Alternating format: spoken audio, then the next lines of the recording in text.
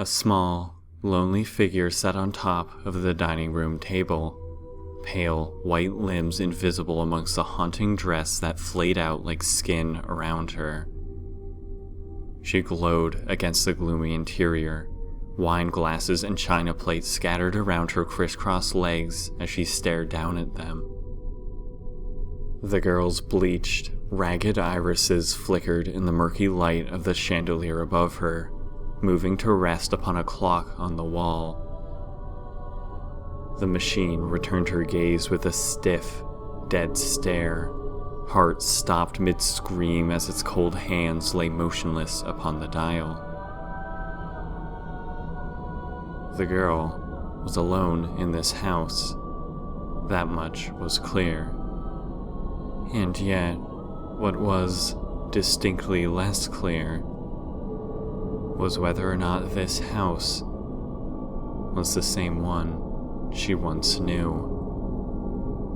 Beyond the walls lay nothing, no backyard for her to recall the feel of grass, no sun to bring light into her eyes. Not the faintest speck of existence flickered in the chilling, black void. That's not to say the oblivion was empty, however. Indeed, something filled its entirety. The rampant musk of death drifted soundlessly from the unseen reaches, quietly clawing at the windows of the battered house, seeping through the cracks and mixing with the fouled air. The figure on the dining table took a slow breath, slumping at her perch and feeling the thick, decayed air slide down her throat like wet rot. Her eyes drifted shut. The house didn't creak or groan around her. No dust motes skittered in the tainted light, nothing but her fragile body moved in this haunted enclosure. And that's when the doorbell didn't ring. The girl tried her best not to flinch, tried to remain calm as her closed lids squeezed tighter. She had never known what pushed the bell before, never saw anything when she gazed out from the peephole. Darkness filled the circular disk of vision, the black expanse eating away at the decayed wood of the front porch. And yet the rings used to come clear as day, sometimes once every hour, sometimes days of silence between them. She often thought that if she waited by the door for long enough, kept looking through that hole, she could catch a glimpse of something moving, see a grisly face smile back at her from behind the door. And so she didn't look anymore. The knowledge that, while alone in this house, she was perhaps not alone in this hellscape, meant that the flimsy curtains began to watch her. The darkness yawned out behind them, murky charcoal visible behind the unassuming beige fabric. And so the windows were now plastered with construction paper, cardboard, and blankets, shutting out the screaming maw of oblivion. Her hands shook as she did this, eyes straying hastily away in fear that as she pressed her Elmer's glue-coated paper to the window, she would indeed cover something up. A grinning face, a corpse's lidless eyes, a creature of unimaginable foulness. But had she bothered to look, she would have seen nothing at all, for all she covered up was emptiness. And when the girl one day checked the wiring of the doorbell to silence her harasser, she found the cables frayed and decayed, crossing paths unintentionally when a strong breeze of death came through the house. She became aware that there had never been a stalker at all. She was alone. And this, she began to realize, scared her more. So when that doorbell didn't ring as she sat there, when nothing taunted her from beyond, when nothing watched her from behind cardboard, she closed her eyes tight and thought perhaps she would try one more time. The blade always felt like sandpaper on her skin, and yet while her body beneath her ceased to move, her heart hadn't been going for some time already, and she felt no different. She still felt nothing, after all.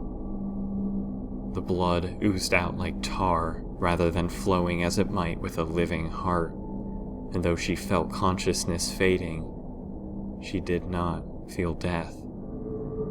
She was never sure how much movement she had felt inside of her before, but it certainly wasn't so little. And it was only when she finally drifted into sleep that she awoke to find herself outcast. The dark abyss always stared at her to make her question as to whether or not she had truly opened her eyes.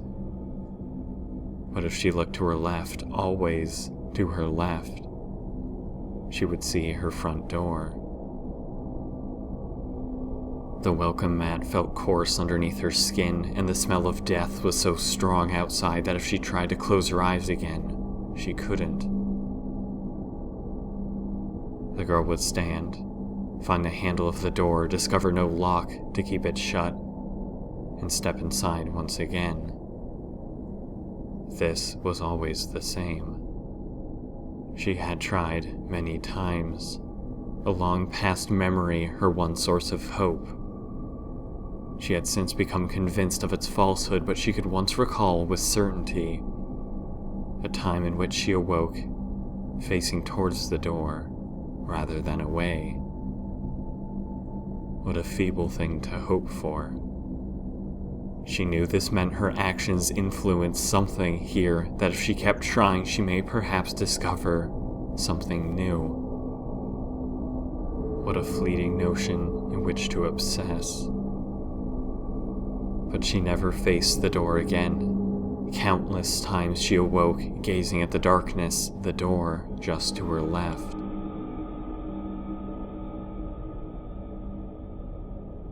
But still, from the dining table, the girl rose to her feet steadily, knocking over glassware and china plates as she did so. Her beaten and battered limbs wobbled like paper, though she didn't feel short of strength.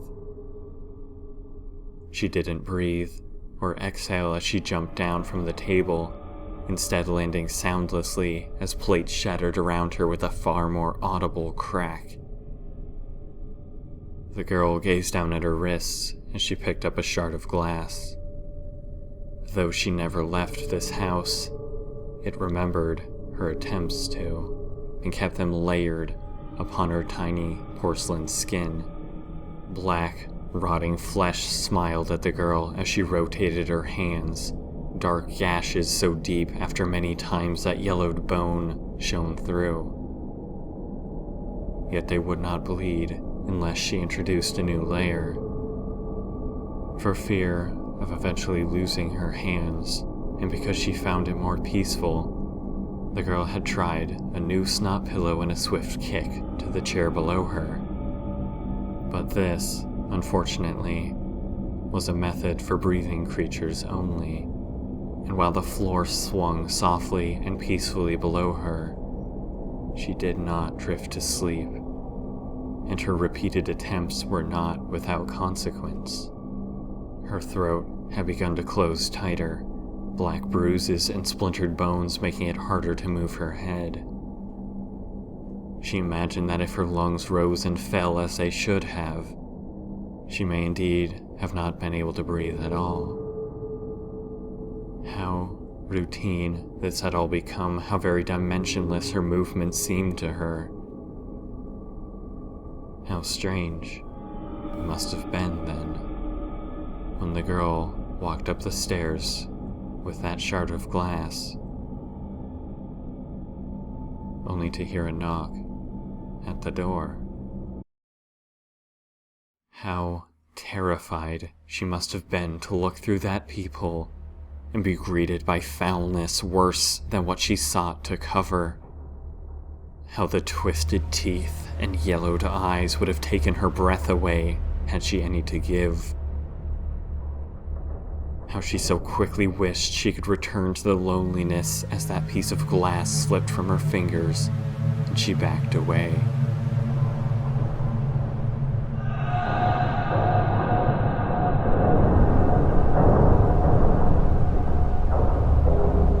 And if she were to step on that glass, if her wrists, so cavernous and raw, began to bleed again, how she knew what would be waiting for her when she awoke outside. And how funny it was that though wishing to die for so long,